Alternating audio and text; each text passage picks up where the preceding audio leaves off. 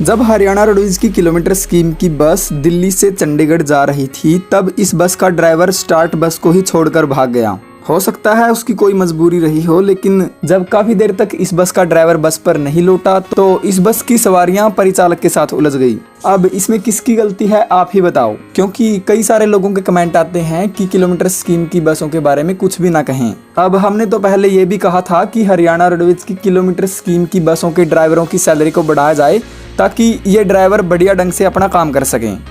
आपकी जानकारी के लिए बता दें कि जब ये बस दिल्ली से चंडीगढ़ के लिए चली तो इसमें लगभग 70 सवारियां थी। ऐसी ही एक घटना 12 अप्रैल को भी रात के 11:30 बजे देखने को मिली। 12 अप्रैल वाली बस का ड्राइवर भी बस को छोड़कर ऐसे ही चला गया था। और अब ऐसी ही एक घटना 2 सप्ताह बाद रात को 9 बजे देखने को मिली। और अगर सवारियों की बात मानी जाए तो सवारियों का कहना है कि हरियाणा रोडवेज की किलोमीटर स्कीम के कुछ ड्राइवर सिरदर्द बन गए हैं। ऐसे ड्राइवर सवारियों को भी देर सवेर मुसीबत में डाल रहे हैं।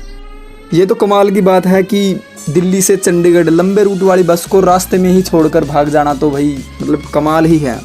इस बस में करीब 70 सवारियां सवार थी और इनमें से लगभग सभी को चंडीगढ़ जाना था। इसके बाद इस बस का ड्राइवर बस को स्टार्ट अवस्था में ही छोड़कर गायब हो गया। इसके बाद सवारियों का गुस्सा 7वें आसमान पर पहुंच गया। इसके बाद इस बस के कंडक्टर ने इस मामले की जानकारी डिपार्टमेंट के लोगों को दी और किसी अन्य ड्राइवर की मदद से रेलवे स्टेशन के बाहर खड़ी इस बस को छावनी बस अड्डे तक पहुंचाया गया।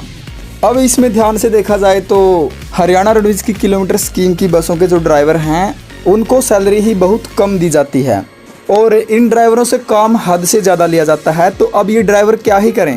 इन लोगों का वेतन भी सरकार की तरफ से रेगुलेट होना चाहिए। और इसके बाद इस बस में सवारियों की समस्या का समाधान किया गया। हालांकि इस बस की सवारियों ने मौके पर हंगामा कर दिया।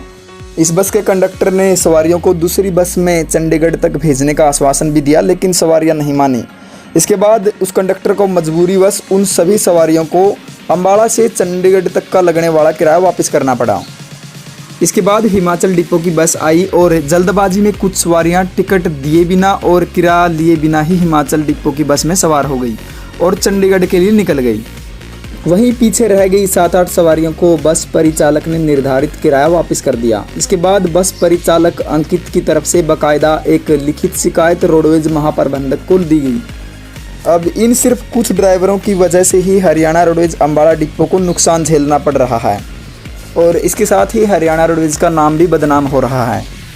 और अब इन 2 मामलों में हरियाणा रोडवेज की कार्यशैली पर भी सवाल उठ गया है और इसके साथ ही अन्य हरियाणा रोडवेज के कर्मचारियों का मनोबल भी टूट गया है। आपका इस वीडियो को लेकर क्या कहना है आप ज़रूर कमेंट कर सकते हैं।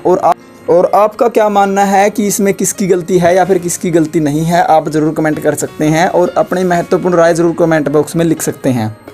इसी के साथ ये वीडियो देखने के लिए आपका बहुत बहुत धन्यवाद। अपना समय देने के लिए आपका बहुत बहुत धन्यवाद। राम राम।